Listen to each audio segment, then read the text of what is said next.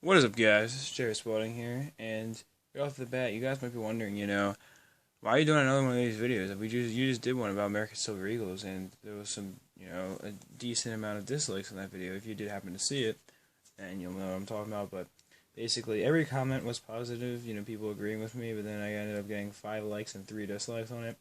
And my response to that, real quick, I'll just say would be, you're not really hurting me too badly because all you're doing is making the videos come up less, but then again, it's silver stacking. No one looks up this stuff. Let's get honest here.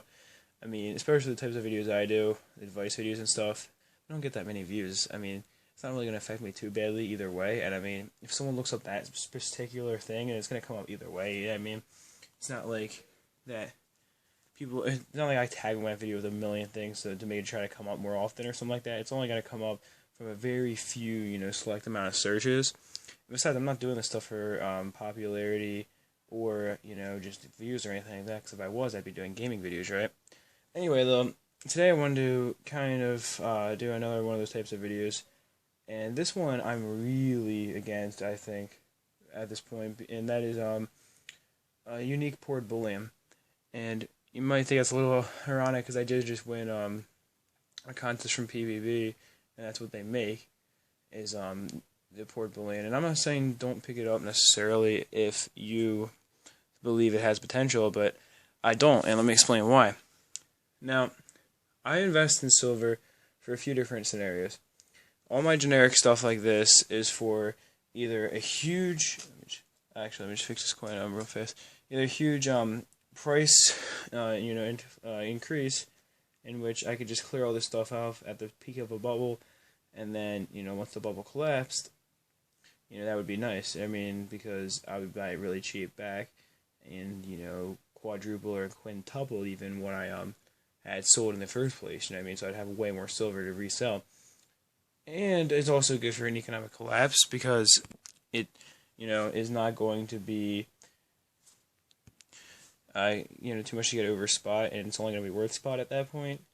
So it's only going to be worth its silver inside of it, and it's the most convenient way to store, and everyone can recognize the fact that it's pure silver, and appreciate that in that situation. So there's the two scenarios I stack that for, and then all of my constitutional stuff, like peace dollars, stuff like that, all that popular stuff, whatever it is, I'm stacking because I believe that the silver is going to, I not believe necessarily, but I think it's possible for the silver price to collapse, and we've already seen some really bad prices lately. So I do think it's possible for, the price to just completely, fall down to very low. And, these peace dollars are worth something because of their silver. I understand that. So it's not going to be too much of a savior, but it definitely has some numismatic value beyond that. And I have pieces that are worth, 10, 15 times melt value type of things. I have a mercury dime that's worth like 40 times melt value probably. Stuff like that is going to really protect you. Plus, I believe that in both cases, the other, type has a way to grow, because I feel like that during, a price fallout, I think that constitutional, because obviously, this stuff would grow during a bubble before the bubble pop, but what many people don't realize is that if the price collapsed, people would be uncertain about silver, and there'd probably be, even if people who were smart were buying silver up, knowing that the price was low and that they could sell it for a lot later, most people would see, that, or at least believe silver was unstable and that it might never go back up, so they wouldn't get into it. They would want to get out of it before the price completely collapsed, and as soon as they saw these falling prices, they would sell off and just drive the prices further down. So during while all of this is going on, you'd have the opportunity to buy this stuff, sell this stuff at probably a higher price, because of the fact that people would start looking at your numismatic stuff as maybe something with more potential, something that's a little bit of a safer investment. And this isn't going to be nearly as severe as the benefits of this stuff during a bubble, as opposed to the downfall of your numismatic stuff. It's a little bit less noticeable, and by a little I mean a lot. So I wouldn't say bank on it, but it is something to consider, I think. And basically, this whole rant was just to describe a point I wanted to bring up. and that is that, your unique poured silver doesn't necessarily protect you in either situation. I believe that instead, let's look at 1 ounce skulls, for example, right? Let's think about this. Unfortunately, I don't actually have any to show you, which I am sorry for, but let's just take a second to consider those really sell around $25 a piece right now. So we'll call it 1.5 times melt value silver, just to be easy, right? Now, let's say the price does boom. Do you really think anyone's going to pay you that 1.5 times premium on those pieces? No. Everybody wants to pay melt value for silver, or around that. Everybody wants to buy as much bulk as they can. They don't care about specialty pieces. They're probably going to melt it down to giant bars and stuff like that. So, really, there's going to be no market for that, just like there wouldn't be for numismatic stuff. And you're going to get more out of it than what you paid, sure. Let's say silver moves up to 55 an ounce, right? So you get 55 an ounce for that stuff. So you're making a profit because you bought it at 25 an ounce. However, you could have gotten 1.5 times more of your generic bullion and therefore had a lot more to sell and made a lot more money. Now, sure, some people might be willing to pay those higher premiums, but not many. Most people, the demand for that stuff is going to fall drastically during a price bubble because everybody's going to want to get the silver itself, the pure silver. I mean, I know that stuff's pure too, but like just buying silver for the silver, not for anything kind of special. And then in the other situation where you have your price collapse going on, that stuff's also not going to be as valuable because a lot of its value does rely on the silver. Not all of it, but a lot of it does, and it's going to fall drastically. It's going to be basically, if the price were to completely collapse, it would be like having something made out of copper. I mean, a nice copper piece basically it might be worth $10 as opposed to 25. And so it's going to lose a lot of its value. So it definitely is going to hurt you in a silver price collapse, and it's not going to be as beneficial as possible in a silver price boom. So either way, I feel like it has less potential than the stuff you're going to be investing in. So therefore, I don't think it's worth it if you're trying to diversify. And also, I really believe that this stuff is kind of just a fad. I think that with all the silver that they are going to be producing, a very small amount is this stuff. But the people that are buying it, they're buying it for now. But how long is that going to last? Until the next cool thing comes about silver stack, and that's what it is. It's just a nice little cool thing. Companies like YPS and all them, they pop up, and they're relatively new, and yeah, they make some cool stuff. I'm not gonna lie, I really do like the designs, but you can't be buying it because of that, because you like a piece. I mean, that's not a reason to buy it. And like I said, how long are they going to really last for? What is the long-term potential of this stuff? Because I'm pretty sure that unless silver prices move up, they're not going to go up. I mean, I don't think it's really a good way to invest in silver for that situation, because let's say silver prices are up more in the future. Who says you'll ever get your premium back on that stuff? I mean? You might get your silver melt value plus that $7 premium that it has right now, but you're not going to get 1.5 times melt value for it. That'd be like if someone crafted a 1 ounce gold skull. Do you really think that would be selling for $1,600? Probably even more than that, like $1,700, $1,800? Probably not. It might sell for $50 over melt at most, and silver is never going to be up to that, at least not in our lifetime.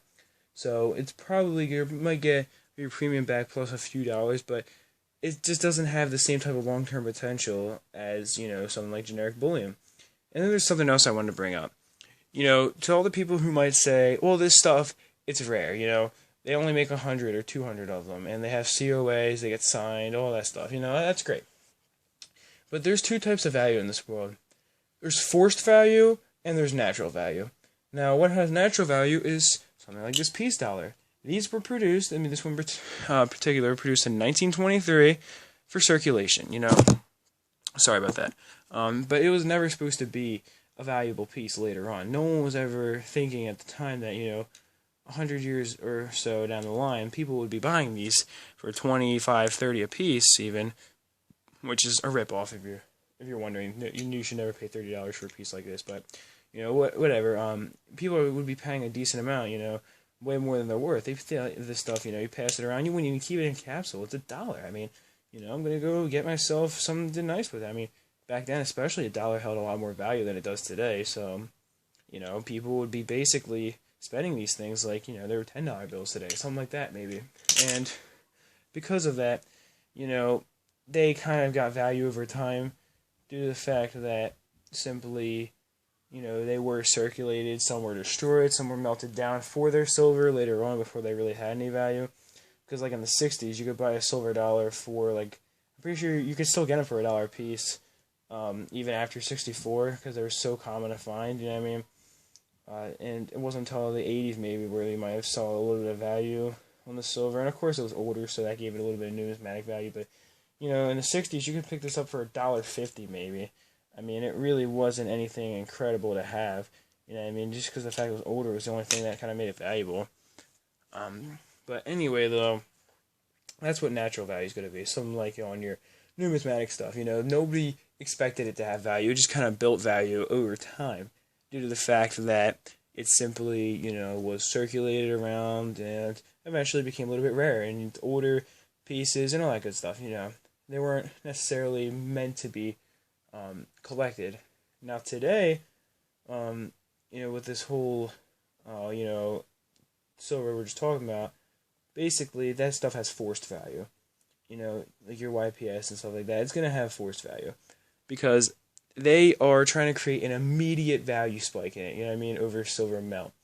They are making a limited amount of these so that they'll have value because they're hoping that they produce less of the pieces than they have people shopping, you know what I mean, at their thing, because therefore it's going to make it a little bit harder to find. People will be willing to pay more for it, and they'll sell out like that, sell out instantly, and they'll make really quick money. The problem with this, though, is that they don't always sell out. You look at people like YPS, sometimes they'll have limited pieces, and they'll be available for days afterwards. I mean, they're really popular stuff. Yes, that does sell out, I'm not going to lie. But some of it will still be available a little bit later, which means something. That should be a sign that maybe it's not as popular as you're thinking. Maybe your market's not big enough. Maybe you don't have enough power to, force value onto your stuff. And that's the case. They don't. They really don't have enough of an audience. It's not like something like an American Silver Eagle. Everybody knows what an American Silver Eagle is. They can force value upon it because of the fact that simply enough people are actually going to be wanting these American Silver Eagles that they will really truly have that forced value, Even though it's fabricated, sure, just like any kind of value over silver melt is, it's still, it still means something because, if there's, like 60, 70 million American Silver Eagles produced a year, then those are not going to have any kind of value. But then they start producing specialty ones, First Strike, MS-70, all that good stuff, and that will have some value because there's way less of them made compared to the regular ones, especially. You have something to compare them to. And so many people collect them. Look, if you sell 80 million of something in a year, that's pretty impressive. To the point where basically they can force value upon it if they want to. If they only produced one specialty American Silver Eagle, if they produced one that said 2017 in the year 2016, and there was some kind of way to distinguish it from the 2017s, it would be extremely valuable. If they only did that. Something like YPS, they simply can't do that. They don't have a large enough audience to do that. I'm sorry, that's just what I believe is the truth. But if you have anything to say to it, let me know in the comment sections below because I'd love to hear it. Otherwise, that is it for this one. Peace, love, and much respect.